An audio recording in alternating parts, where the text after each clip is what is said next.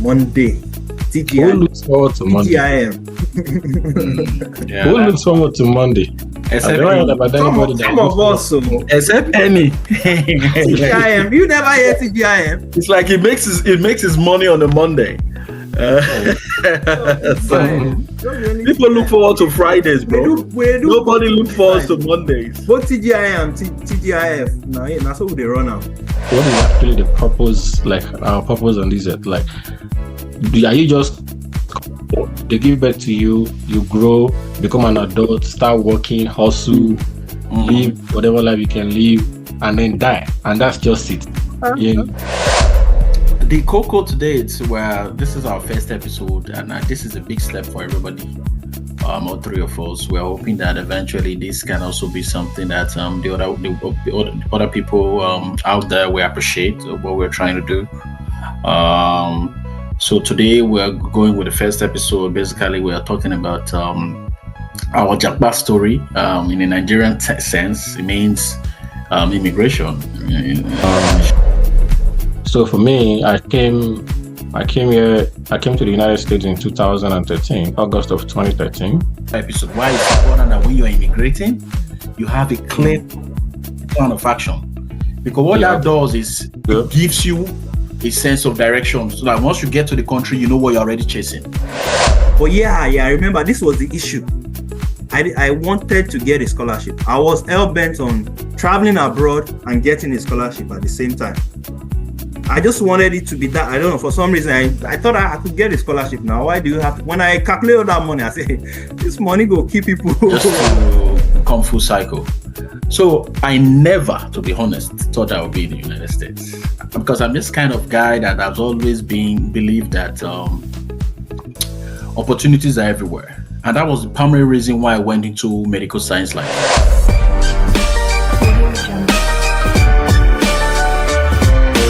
All right, man. So how have you guys been?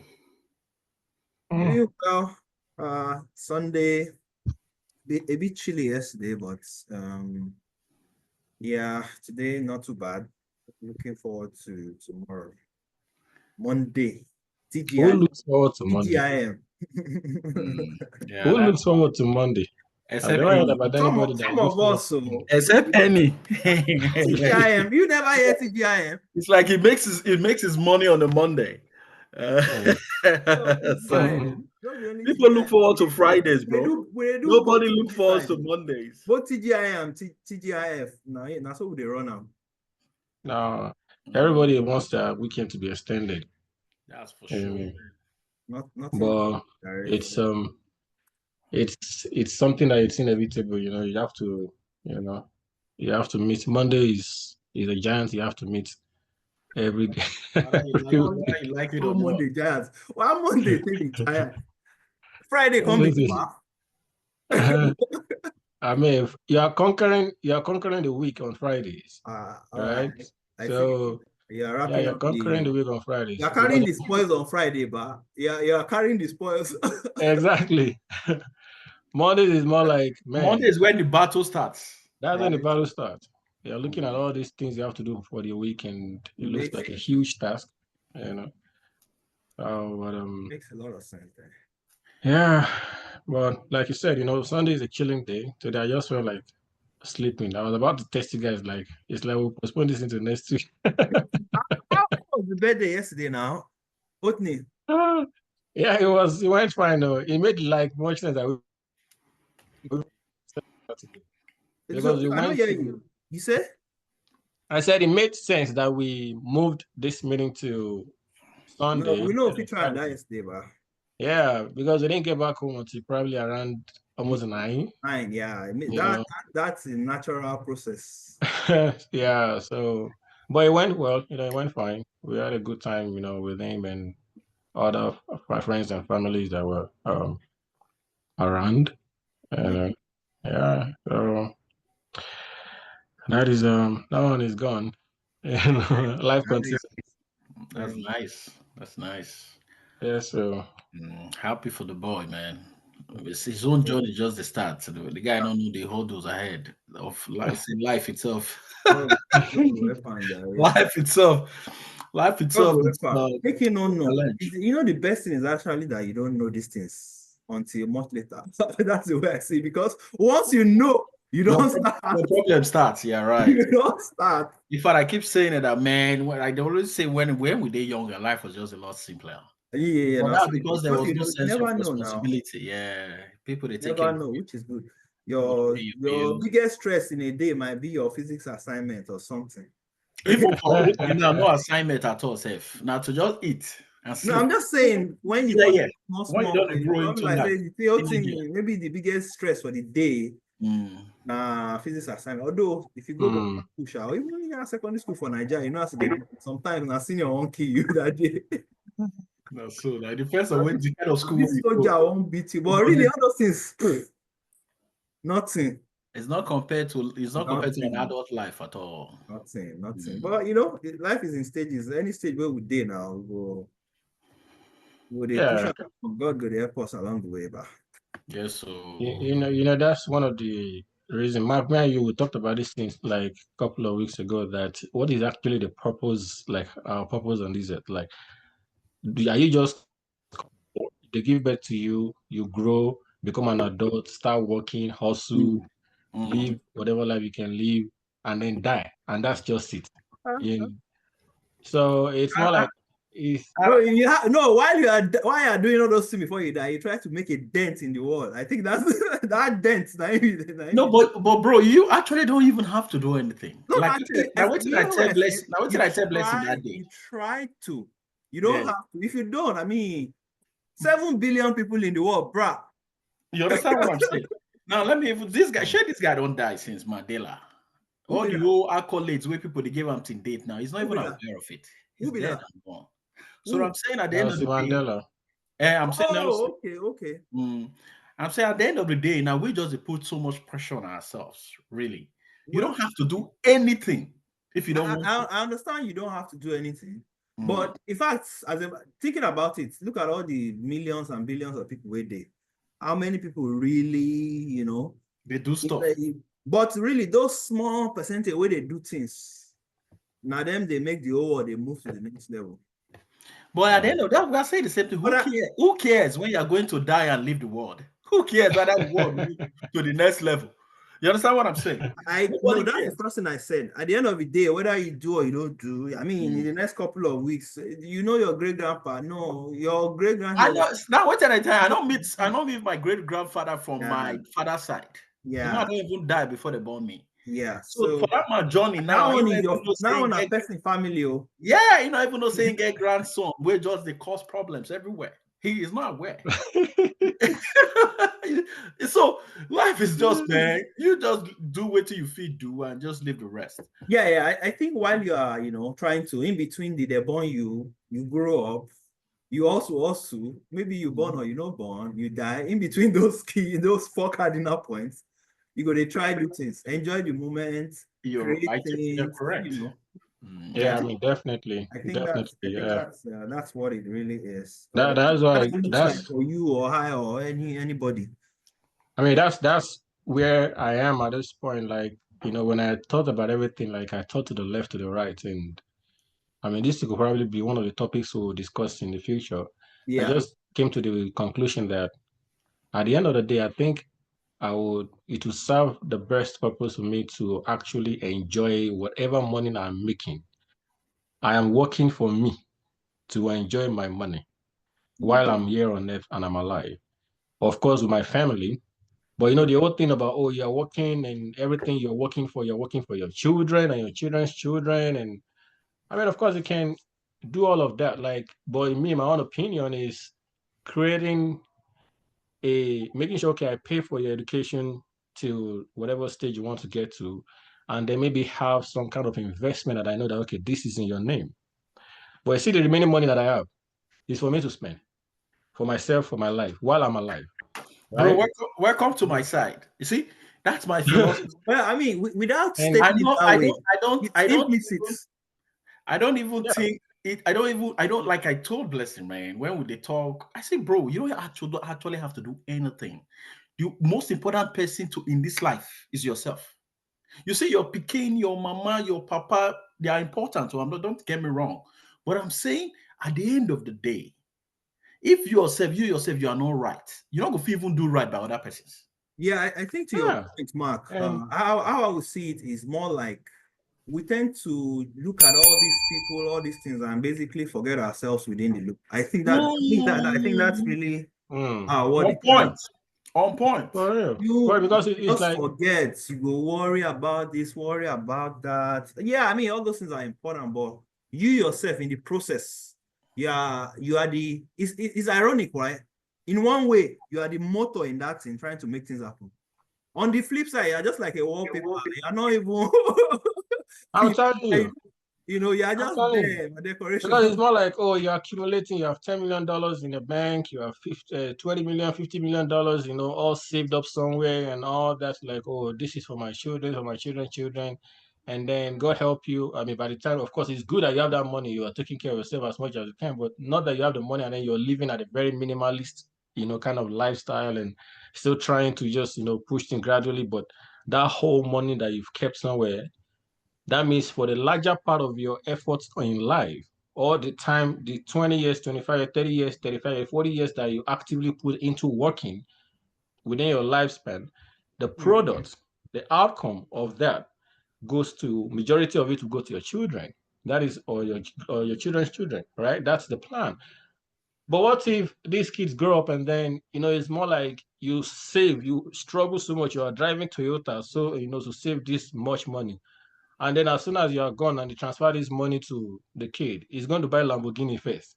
Of Right? course. So, and then going And, to and, enjoy on the and the yacht. reason for that is because the value level is different. It's Yeah, different. Then but you you, don't but you that transfer. worked for it, you did No, not yeah, enjoy because that your money, mental, yes, you're making right? sense, listen, because your mentality is, because you've worked so hard for something, right? You tend to put a different level of value to it. Now, imagine those guys when they make money from Bitcoin. Me and Amy have also said something like this. These guys can afford to give 60K to Yeah. somebody else because the money can kind of come easy.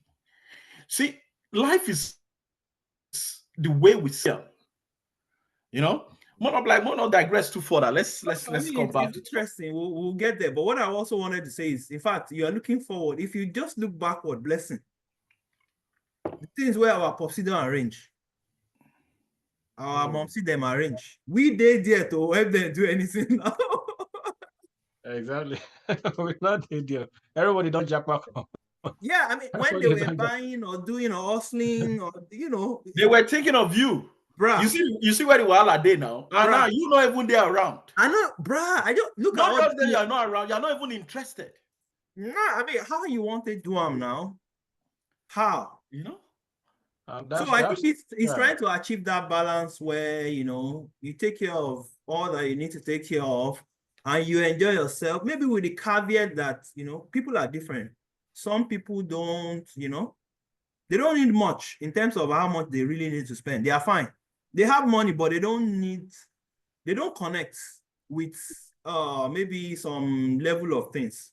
If they go what's it called now? Some old guys, men and women, you see them, just they drag each other.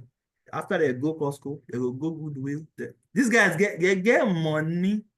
They just like to they go Goodwill, they find something. Then they clip coupon, pass they get money, pass us die. But these guys they clip coupon for all these grocery stores. Now so they go carry the thing come. Wait, just I go say this men. They get business. And so sometimes it's that balance. I mean, that's the thing. I think it becomes an issue where people get so used to that lifestyle of that saving lifestyle that you don't know when to stop. Yeah. You understand? When when you're very active and young and all that, of course, it's great for you to build a saving lifestyle for your future, retirement, because you know that definitely you'll get to the age where you don't have the strength to do hard work and all of that again. So when you've been able to build that future money for you, then you know that, okay, at this point, I don't have to keep living in this frugal habit. I mean, for those that, it's not like it's a wrong thing. If you want to live frugal, it's right. But for me, I feel like if you can always create a system such that by the time you retire and then you don't know how much years left that you have, but then you'll have investment that is still producing money for you that will keep producing money for you till you close your eyes on that, right? So again, use that night part of your life, Yeah. that night part of your life, and enjoy it as much as possible. All I right, think guys. yeah, Otherwise, we can All start right, now. I guys. just want to wrap this up quickly. Yeah. I Let's think jump on. I think we are creature of habits. Just so that's the problem. We Mm. just keep doing what we know that has worked and we can't stop. So I just wanted to say that. So it's hard to stop. So let's start the main All segment. righty. So the cocoa today, it's where this is our first episode, and this is a big step for everybody. All three of us. We're hoping that eventually this can also be something that the other people out there will appreciate what we're trying to do. Um, so today we're going with the first episode. Basically, we are talking about our Japa story. In a Nigerian sense, it means immigration in a short sense. So we just want to talk a little bit about our different immigrant journey or stories. So basically, we're going to start with just introducing ourselves, sharing some personal immigration stories, including some of the challenges that we faced, some of the things that surprised us when we got here. At this stage that we're in now, some of our triumphs, so we're going to start with that. Basically, then also we're also going to talk about why we left in the first place, which is kind of connected to the challenges, what brought us here, and then lastly, some of the lessons, right, that was learned from our journey. Basically, what that means is for people that wants to immigrate to the United States, not just United States, even to the West, because we know this is going to be a continuous trend, especially from people from our cultures. So, what are some of the things that we have learned being here for some of us 10 years, for some minimum 8, 7? I believe we have a wealth of knowledge to be able to guide the next sets of hopeful seekers or immigrants into the West. So basically, that's what we're going to be talking about. So if anybody wants to go first, so that would be great. Either any or blessing. But if nobody wants to go first, I can start. I can start. Um, I mean, I'm not sure. I guess, you guys can always, chime in at any point, you know. Um, so for me, I came to the United States in 2013, August of 2013. So that would make me 11 years in America. And um, when I came in, it was for the purpose of doing, the master's. Although that's kind of complicated also because 2013 August, sorry. 2013 August, yeah. Is that not 12 years? Well, 12, that will be 11th in August now this year, correct? 11 they go be. yeah. So 2025 August make it 12 years. Yeah. 2025. Yeah. So Oh,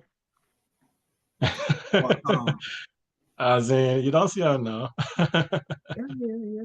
Yeah. So, and like I said, my when I started applying to come to the US, the intention was to do a doctorate program because I already have my bachelor's degree and a master's degree in biochemistry in Nigeria, and my intention was to come to the US for a doctorate, program. But the person that I was working with, then I was working with an agent. I paid an agent, to get me admission here to the US. It was afterwards that I was meeting other students and they said, we ran this thing, we did it in ourselves now. We just apply for it. Like, are you serious? 2K, I paid again to agent collect from my hand, you know. And the lady, she told me then that, okay, so I told her I want to do like, a doctorate program in toxicology or other biochemistry related field. I thought that's what she was applying for until she sent an admission letter for, Masters of Public Health. Madam, which one is Master of Public Health? I am not in the public health field.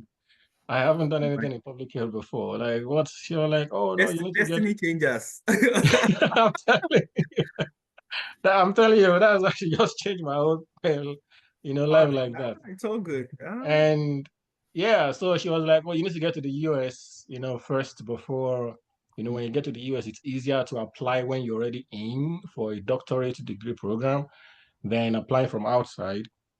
And me, I was like, anyway, she might just enter first, I thought, so might just enter this place first then. Yeah, audio. Sorry Anyway. to interrupt. Why? I know you said about doing a master's, but why did you want to leave Nigeria?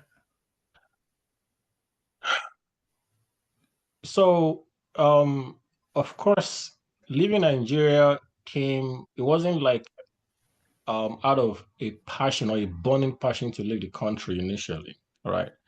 It was circumstantial in the sense that after my master's in a UI in biochemistry, I went to meet one of my dad's friend, a very close family friend, very good man, and Mr. Adebayo.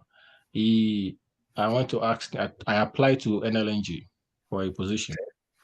It was the manager in Shell.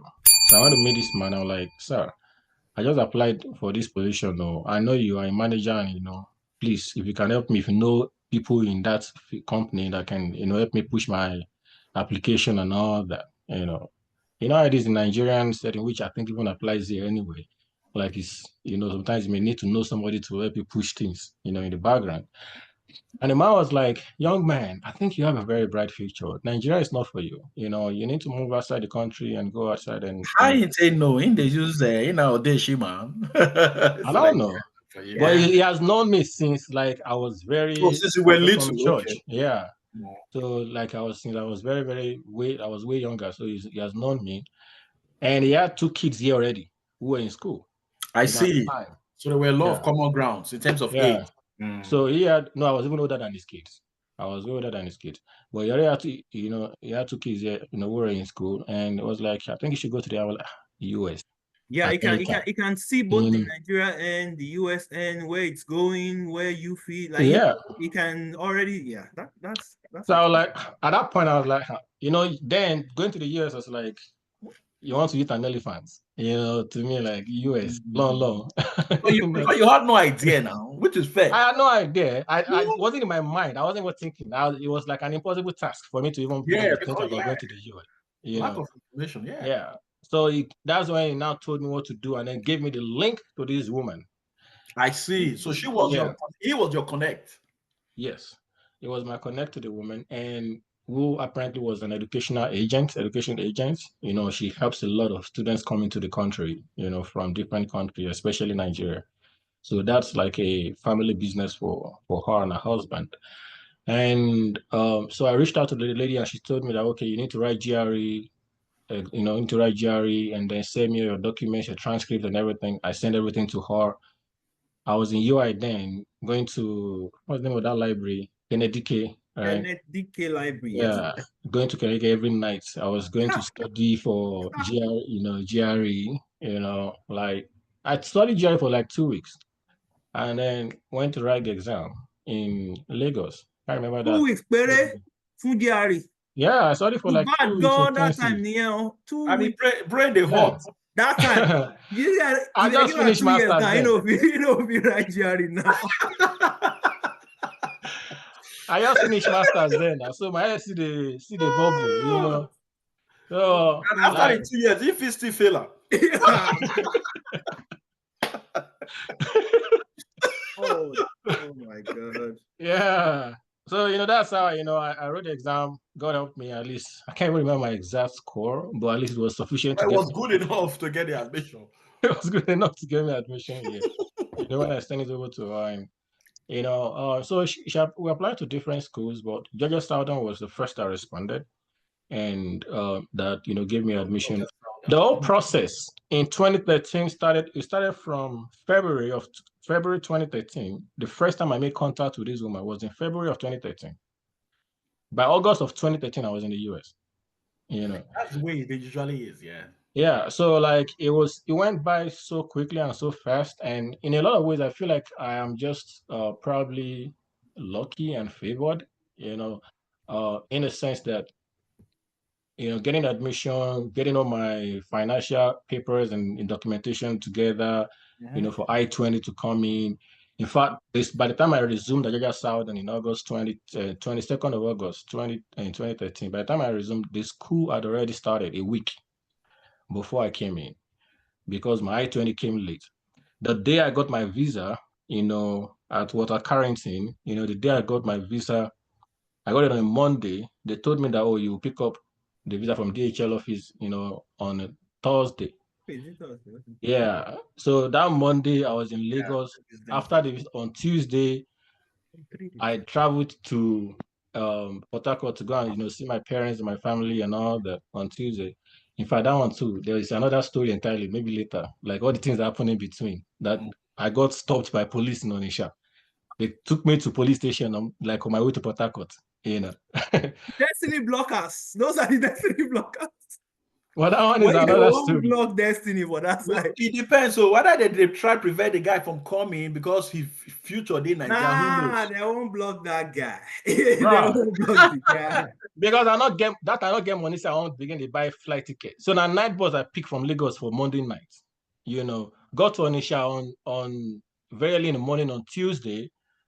On top bike because of my bag and everything I carry. On our bike, on top bike, now I did. Now police stopped me. Say, what do you have in this bag? So I said, carry my laptop. See my laptop and everything. Where your receipt? Carry laptop on top bike. Classic. Where I want to see young guy. Now so they carry me go station. Same I begin to explain this, and explain that one, explain this, and I say, which kind of thing with this? Well, anyway, that whole thing, it eventually I got to Port Harcourt very late on Tuesday night. So how did they release you? Somebody called and bailed you? Yeah, I had to call my dad. Okay, good. I had to call my dad. It was my dad that, just I can't remember how much they were requesting that, to use and get me out and all that. Then that, find a way to. I'm not getting money. I just a hustle for Ibadan. The Nigerian Police Force. NPF. On Wednesday was when I got to Port Harcourt. On Tuesday was Wednesday that we bought tickets for me to fly. I never collect visa because it was on Monday that I got approved. They said I should come and pick up the visa on Thursday. Yeah.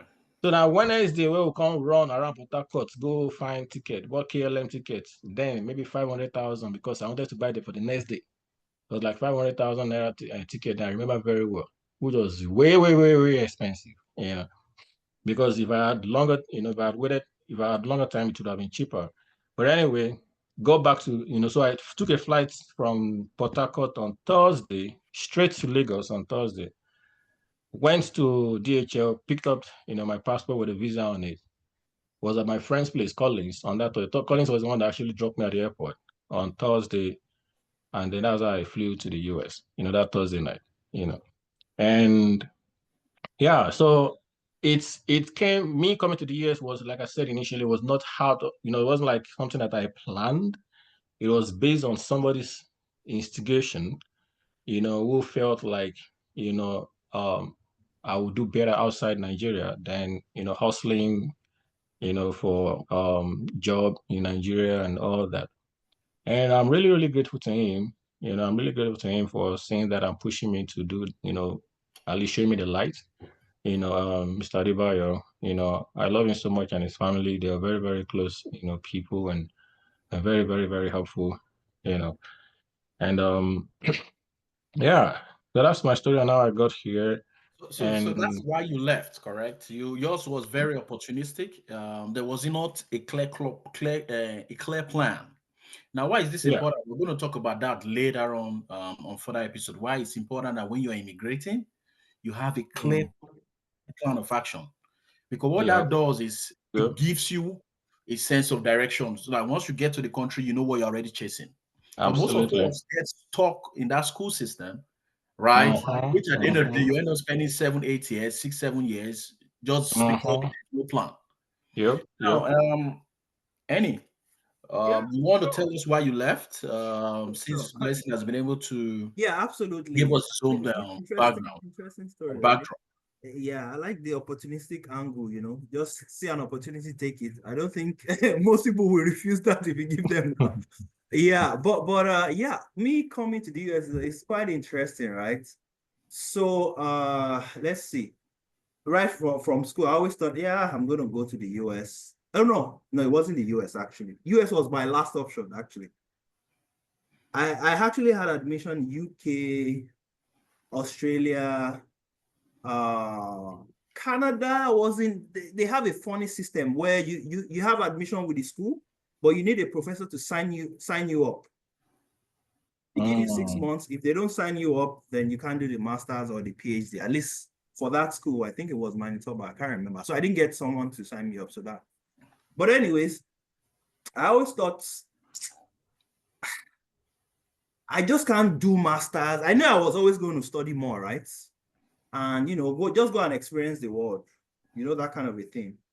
So in fact, I think I can remember when I graduated pharmacy school. I was sitting in the house on one brown sofa that they bought since before they born all of us. they just keep it there. That check, don't be in before they born you, that kind of way. So they kept it somewhere. So I just thinking like, okay, pharmacist now. You can be at UCH and your career is, but I already did internship at UCH. I was like, those pharmacists I saw there, they don't look like the way I'm thinking, that kind of a thing. It's not all of them. I'm just saying, say, okay, in my mind, I can still remember thinking, I'm going to have a risky career. Like that, the word risk came. I said, that sounds interesting. So that's what led to, what's it called in the first place? The repping job, the pharmacy, medical science liaison, to put it properly. Yeah. So anyways, when I started that, I wanted to learn something. Okay, let me learn how to bring something to life, launch a product, bring it to the market, But I always knew I wanted to travel still, that kind of a thing. But I said, okay, let me just. So you've used the word always knew. What informed? I don't know. Maybe What's the backdrop of that knowledge? Because you don't just wake up and always know that you're going to go to the States. Is it that you had people in your family that has gone to America or that have gone to the UK, or you have experience with people that have gone abroad to school and they've shared stories with you? Maybe those, but I just wanted to see how pharmacy would be really outside of the US, outside of Nigeria, because Nigeria was either hospital, repping, the things that I could do. I'm not a community pharmacy guy, that kind of way. I can work there, but I'm not, So I thought, okay, I've done repping, I've worked in the hospital. In Nigeria, what else would I be able to do? I was already thinking that because I knew that was a pathway even before I graduated. Like, so you had the idea to do a master's, but working in corporate Nigeria was what made that decision for you. That the guys I'm seeing here being my senior colleagues in pharmacy, I don't think this is the path I want to take. Correct? So that's what I'm hearing. So a little bit of that. So there's the idea that I would like to see what's out there. Just, of course, I will browse and see, okay, I will hear things. During NYSC, I was supposed to write GRE, but I was in Taraba enjoying myself. I didn't write GRE. You don't feel yourself. I know, I didn't write, but there was no lights now, so it was just too much fun. So I couldn't write it then, because I think I remember then I already had admission for Bradford University in the UK. But yeah, I remember this was the issue. I wanted to get a scholarship. I was hell-bent on traveling abroad and getting a scholarship at the same time. I just wanted it to be that. I don't know, for some reason, I thought I could get a scholarship now. Why do you have to? When I calculate all that money, I say, this money go keep people. But I should be able to get a scholarship, right? So that's why I was spreading everything around. So just to clarify, the idea is there. The exposure is kind of there. I was already browsing, but I was still, experiencing my environment, trying to see what I could do here, that kind of a thing before I eventually traveled. But anyways, I haven't worked in the hospital, worked in the repping. I went back to the hospital. Before I actually went back, it was for me to have time to read for GRE and get ready to go. Because I had also achieved my goals in that place. I already launched, all these products now, Arenax, all those Fix, all those things. Anyways, so So it was more things, along the way, I was looking at how things was developing, what time I should go. But at that point, it was just like I had to go. So there was something that also happened the year 2015 before I needed to come. I started working with some of my interns, trying to develop what's it called now? That the small startup that I showed you that website then with those guys. I mean, you can tell us again because I don't think Blessing is aware. Yeah, I'm going to say it. I'm just trying to come to it. So essentially I was trying to create a portal where you can connect patients, pharmacies, and doctors. So I already started working on that with my interns.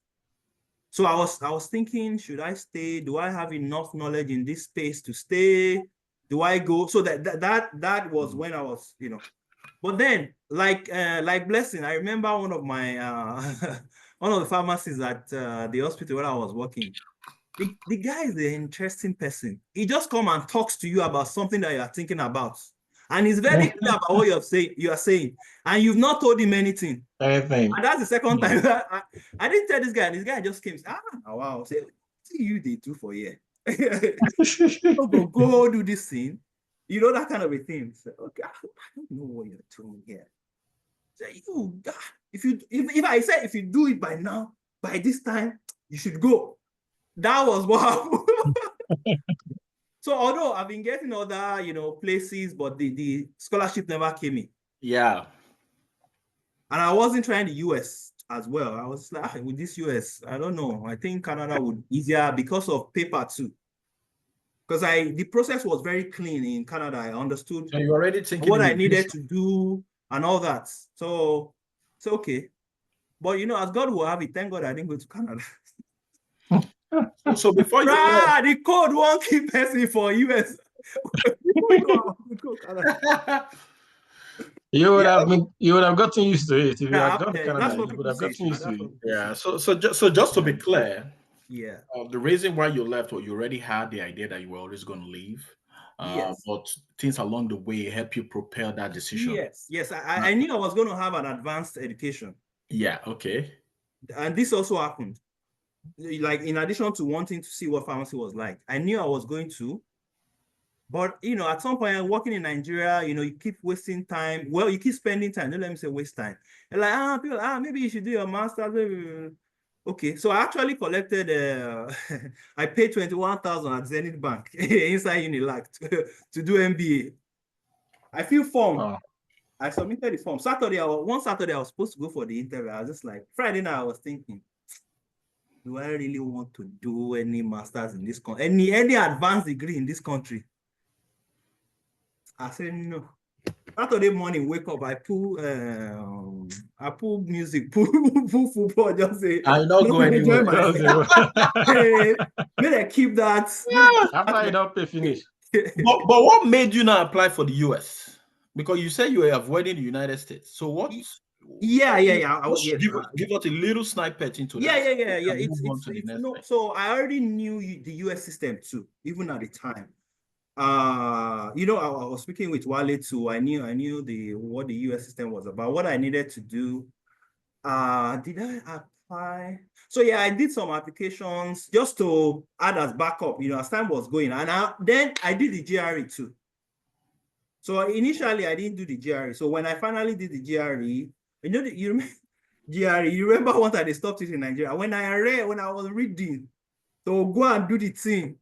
You stopped. Boys don't spoil it. But luckily, I did it the following year. I think that was 2015. So it was supposed to be 2014. So I did it the following year. Then the thing worked. So once you do the GRE, just to have that, the things you can do, the schools you can apply to, the scholarship potentially you are. So like it just opens that world. So I did some, some applications, and as Wale too was one of the presidents. The guy bothered me for like 1.5 years. Why you just do all this Australia, Canada? You not go try you. Yeah, I would. It's okay. Let's just run one. So I did a couple. I think like 4. I think I got 2. I can't remember what it was. I think I did like 3. I got 2. Yeah, so that there was that one too. So I think there was knowledge at least on my part of how things work, and I've also been to the UK before Mm-hmm. during my internship, so I kind of knew what obtained there. Uh, yeah, so that's the kind of story, the events too were lining up in the way that Mm. at this point, okay, you say you wanted to do this, you don't do it. You say you don't want to do this, you don't do it. You say, oh yeah, now what do you want to do next? All right. So, So yeah. that's Okay. wonderful. It means it's very different from blessing. Blessing was no idea, just saw an opportunity and took it. You had a meticulous mindset towards it. You've been planning it for years. And eventually, you made sure that everything aligned. Then you took the next step. So I will just say a little bit of mine. Well, because just to come full cycle. So I never, to be honest, thought I would be in the United States because I'm this kind of guy that has always been believed that opportunities are everywhere, and that was the primary reason why I went into medical science license. When I finished from pharmacy school in Benin, I've always thought about it. Like I did internship at UBTH, which is a teaching hospital in Benin, and basically what I was doing as a pharmacist was the most basic requirement of being a pharmacist. I literally was in front of a kiosk dispensing medication. This is me having a doctor of pharmacy degree. I've done clinical clerkship. I've gone into patients. I've clerked patients. I've done every single thing. Now you're telling me to go back and do something I learned in 300 level. Yes. I was like, what? That's your So career, bro. I had a conversation. I had a conversation with my chief pharmacist. For me, from time I've always been a very outspoken guy. Like, Oga, I don't understand. Why would they do Farm D if I want to dispense medication? Why not just leave it as B Farm? The man said, okay, there are steps to this. Was trying to make me understand that it's a new program.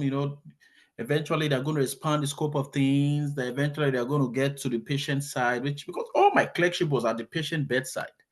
Myself, the doctor, the nurse. So we're doing what they call drug therapy problems, right?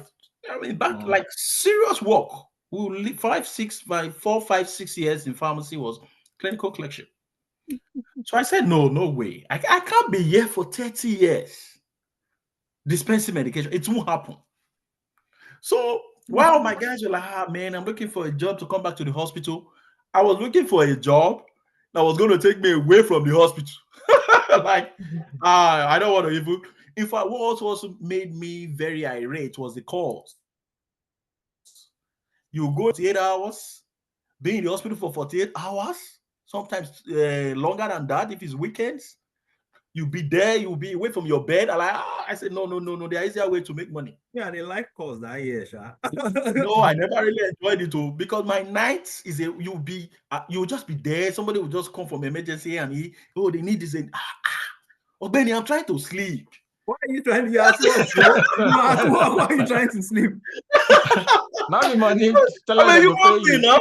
We are not nocturnal animals. We're down. We are used to be I know. daylight. So there's a circadian rhythm. By the time your night, I'm trying to sleep. your heart rate, everything is shut down. So that call just pissed me off. Honestly, I say, man, no more. Fine, Sha. So even when I had the opportunity to come back to UBTH, called my brother, my elder brother, and my elder sisters, one of them is already a professor of pharmacy. So she was like, she could talk to. I'm like, no, no, no, Benny, I'm not interested in all of that. Where are you going to? I said, I'm going to Lagos. They shock. You are going to where? I said, Lagos. I said, why? I said, I got a job with Swift. I applied and they took me as a medical rep. They're like, wow, but you don't know anybody in Lagos. I said, that's really the fun part of it.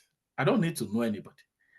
As God will have it, I really didn't know anybody. I came to Lagos, did the interview, came with a colleague of mine from Benin, went back to, there was nowhere to sleep because I didn't know anybody. So we finished interviewing Sweetfast at that time, 6 o'clock. And no, that road is bad. Benin Lagos road is now it's better, but then it's bad. Like you can be on that road for 10 to 12 hours because of the bad spots. Yeah. So I like, okay. They said Swifa was not giving us hotels. We had to go home. I had nobody. I took a night bus, just like what you did heading to Port Harcourt. But that good. Took a night bus. I got home exactly at maybe 4 a.m. or 3 a.m. at night in the morning. My other sister shout, why didn't you wait till tomorrow morning? I said, wait, where? Where will I sleep? I was sleep for park. I said, never. How can I sleep in the park? It was sleep for park. Yeah, park would have been Lagos Park. Yeah, like you sleep at people sleep at the bus park. You go to the bus park you're going to take to wherever your destination. In Lagos, that yeah, year, that thing go dangerous gone. Very dangerous. You might be robbed, killed, anything. And not you feel they try that kind of thing. Yes, no. I said I can't sleep in the park. You don't know how Lagos be. That year, long story short, I got a Swiffer job, started rapping. Man, I loved it. Had opportunity to meet great guys. That's how I met Meniola. You know, this is my bald-headed friend. We've known since come on your cap most. I know we've known since. Leave my maid talk now. Make come on your cap. We've known since 2012, or probably 2011, because I just Swiffer 2011. We've known since 2011, probably. 11 you joined? Yeah, I joined in December. Okay. November or December 2011. I can't remember. Oh no, October. No, November 2011. Probably November, yeah. November 2011. That was when I joined. You came with BJ, I came with Agbola, Peju, some other folks. Then this other boy too that we're talking about that is in the UK now. Bolaji. Oh yeah. BJ, BJ, yeah. Big head Bolaji. So you might so we'll call him that. So he joined. So long story short, I was in Lagos all through. Joined Swiffer. I noticed something was happening with Swiffer. Guys were leaving, company was going down. I went to multinationals. I joined AstraZeneca. From AstraZeneca, I joined Novartis. Bro, I was just cruising. Brand new cars, big salaries. I was like, man, I'll leave Lagos and go where? You know? living the life. Now living the life. What the tech boys they enjoy now? When they enjoy that time. Now when do they enjoy that time? You know, say they meet up every Friday just to chill. Every Friday, and knows the story. For Surulere, Unilag. Different spots. We meet in Surulere. There was one time we went to Genesis. Me, you, Wale, and now that chick. Then I don't even know where be Genesis again. I did like this. So I was there from 2011. I mean Lagos now to 2014. Then when I joined Sandoz or Novartis, I moved back to Benin, right, from 2014 to 2017. So what happened was that 2014, that was when these conversations of traveling started, right? So me, Wale will meet in Lutz. Then Wale has not even left. Wale was still in Nigeria. So we meet in Lutz, just be talking loud. Next thing Wale was like, I'm tired of this country, I'm going to leave. And the guy they told me also, Benny, like, every time you tired for country. They're everywhere. Boys, they relax. Where they go? Bro, jokingly, Wale left in 2012. Is it? I think it was January 1st. Is it 2012 or 2011? I can't remember. 2011 or 2012? No, it was 2012. I joined in 2011 and I met. Oh, okay. So that makes it. No, it was even 2013. Oh, is it? Oh, yeah. You are correct. Wale was with us for almost 2 years. I know he did a lot of stuff. That makes sense. I left. He joined, left January of 20. So we had a year running things together, like in Lagos, because we met multiple occasions before he left. So he left to Yankee in 2013. So anytime where Wale say Wale don't go Yankee, I said, all right. I wasn't not even interested. Then Annie left in 2015. Before Annie left, I saw the whole workout, Jerry. I said, oh boy, he's stressed. Well, you know, just did like that, relax. But my journey now, I'm getting to the point, the reasons why I left. For me, peer influence also played a role. So most of the guys I knew in Lagos were leaving, going abroad. So one day I spoke with Annie on the phone. We just thought, guys, say, man, bro, you're not going to understand until you come to this place. See, there's a difference in the way the things be. Because we've always been like hard conversations, like sit down, we talk as men. I said, really? I said, okay. I said, start thinking along those lines. So now what now even made it worse was when I got to Benin from that 2014, 2015, 2016, right? And I saw the trajectory of how the multinationals are going. A lot of them were leaving. Were leaving the country because then this guy was coming in, Buhari. So they weren't really sure about the governmental policies yet. Right. But I was in a multinational, not that my job was at risk, but I just thought about it. I don't know. As these guys they come out now, I will not come out from multinational. I can't go to work with small companies again. I can't do that. For me to do that, I'll just leave this country. So those were things that informed my decision.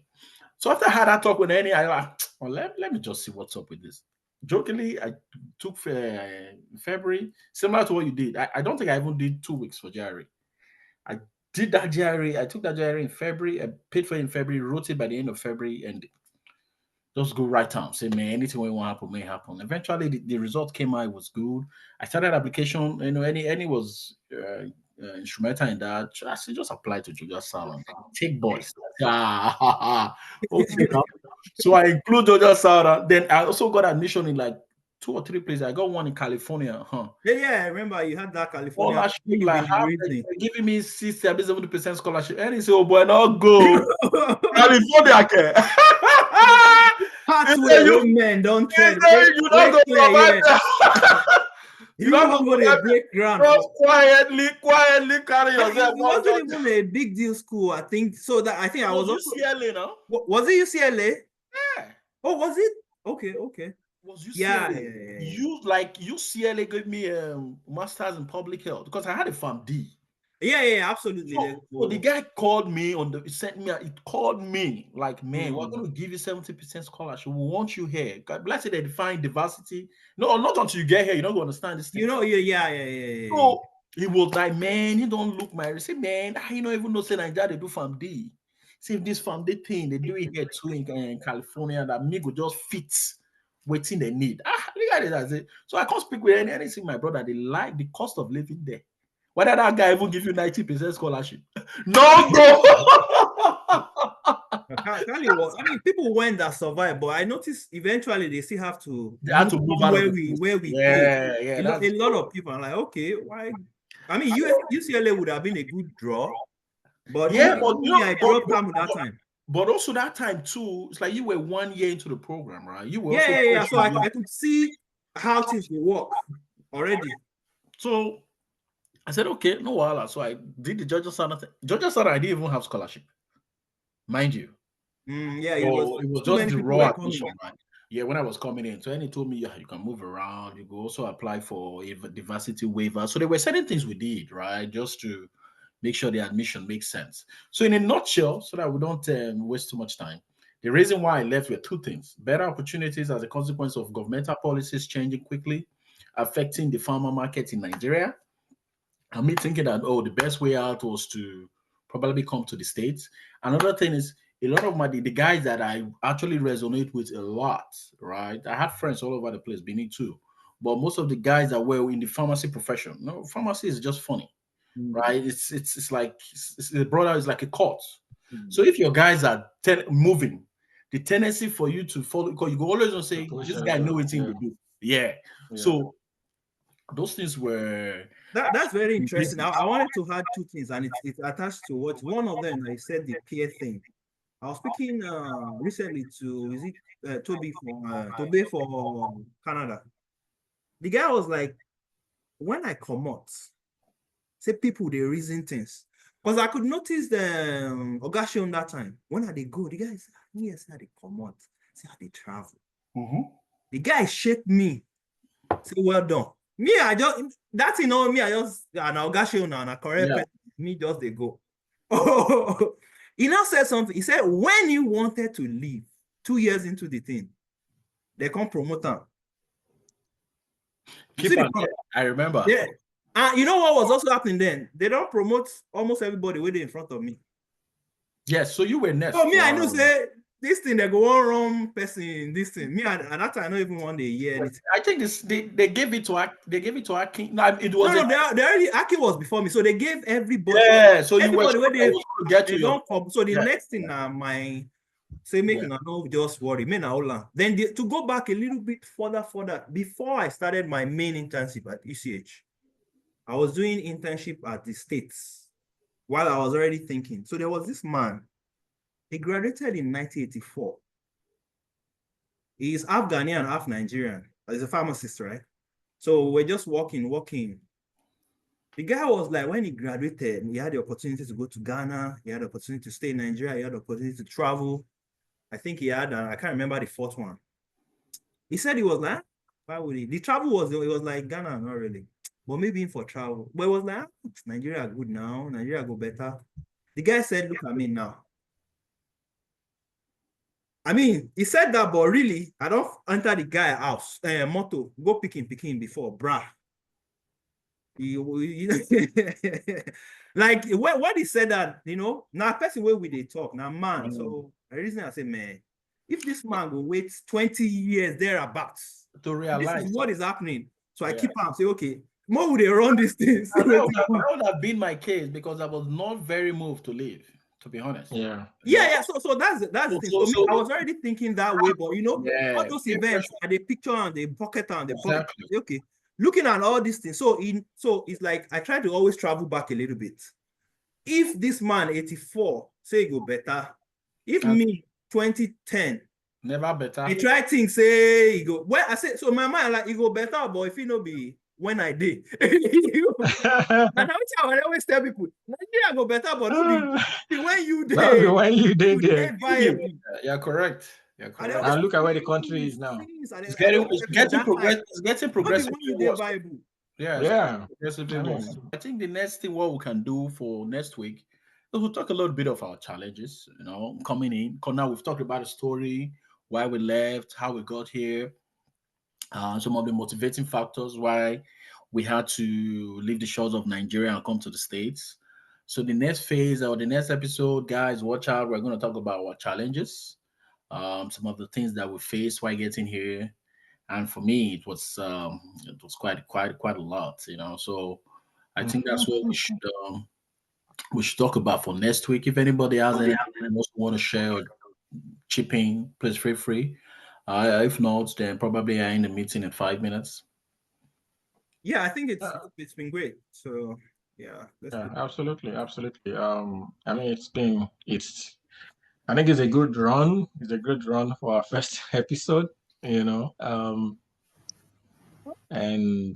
there is so much more to, certainly, talk about. And we hope our stories would resonate with other people, our audience and people who are, listening to us wherever they are, globally. And as we move further to talk about the challenges we face, when we started, coming as international students and some of the lessons that we learned, in the process, I think it will be very beneficial to other people who are making attempts to come, to the US to, go through the same process, maybe as international students, or even people coming into the US generally to, start their life entirely, perhaps not through the student route. And when we discuss about some of the lessons that we've learned, that I think will be a segment that will be very, very helpful to, many intending folks that, many folks that want. Japas, you mean? I was trying to look for a word to describe them. So Japa sites. Yes. Yeah. So I think the next episode will be very, very interesting. Very, very interesting. Because some of those challenges and are things that you could. So they are some of them. I mean, for me, from my own aspects, just thinking about it, are some things that are avoidable, some are unavoidable. But then looking at where I am now and what I know, I think if I had put certain things in place, at a time, it could have been much more helpful, to me. But again, they said experience is the best teacher, right? So, yeah. So I'm looking forward to the next episode and conversation. Great conversation today. Mm. All right, good. I know pretty much we started talking with Ted giving a brief introduction of who we were, which is what we should have done at the start of the conversation. That just got to me now. So we're going to do it at the end, pretty much, and also do it at the beginning of the next episode since we missed it this time around. My Mm. name is Aikohi Mark Boyer. I'm a pharmacist, I'm a biochemist, I'm a scientist.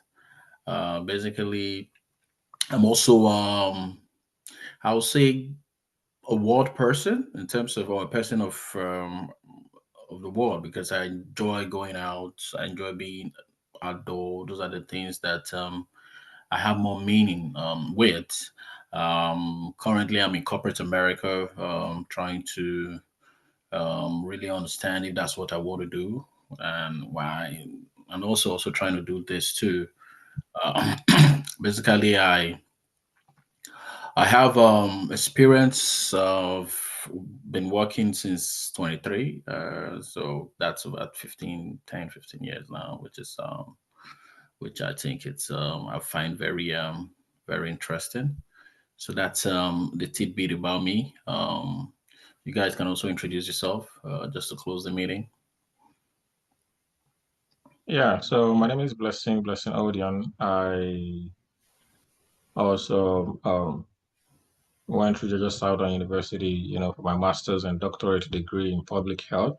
And the doctorate degree, the doctor of public health degree was focused in epidemiology as well on the side. I enjoy, doing business. I am a licensed auto dealer in Georgia. That's one of the things I've started, selling cars even as a student, at Georgia Southern, and I still retain my license. Um, I also enjoy outdoors activities, though I spend a lot of time with my family in Georgia. I'm married and I have two kids, a boy and a girl, 6 year old and a 3 year old. And I enjoy spending time with them. And but whenever I'm not, with them, you know, and I'm not at work, of course I enjoy outdoor activities like, going on hiking and, you know, traveling in, a lot different places, though I think I haven't been doing great in that aspect recently. So I need to spend more time, to travel and visit, many places. I love playing chess. I love playing chess. As well, I'm not a master. I'm not great at playing chess, but I enjoy, the activity. Clearly, Um, clearly, there's nothing you do well when it comes to sport, bro. I remember football. I hit you for chess. I whip you. What do you know how to when do? me and you play God, this chess. is No, you not never it. played chess before. What you Just talk? you don't forget. When? I Unfortunately, don't remember.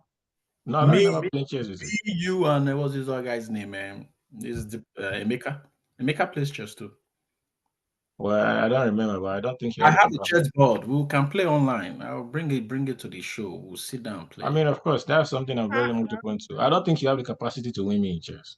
And even Yeah, what he in talk? He said, football, Him I'm, know re- you now, so I'm let him retarded him now. know. Him Yeah, I'm know. retarded. even I don't have the capacity to beat you in chess. yeah, I don't think you have that capacity. But you might be good at Maybe he other say you things. go need to go rent person to I'm come. gonna go rent the club now. No capacity. Choice of words. That's all life day. Yeah, so I think that's it about me. There's Nice. much more to who I am, but at least for now, I think that should be sufficient. Yeah, absolutely. Yeah. So Eniola Olatunji is my name. Trained pharmacist, health economist. I've had experience in the US, working in corporate, in pharma actually, and also at the hospital. Still in research, not clinical practice, but always utilizing my clinical background in my research. Um, I enjoy soccer a lot. I don't play anymore. I enjoy more, I think more indoor games than outdoors. But of course, I go outdoors. But in the Northeast, it's difficult to be outdoors nowadays.